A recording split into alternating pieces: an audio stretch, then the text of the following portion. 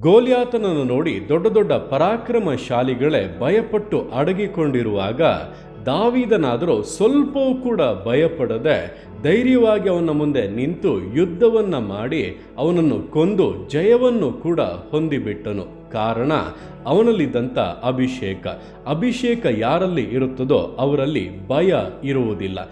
ಭಯ ಅವರನ್ನು ಆಳ್ವಿಕೆ ಮಾಡುವುದಕ್ಕೆ ಅಡಗಿಸುವುದಕ್ಕೆ ಸಾಧ್ಯವಿಲ್ಲ.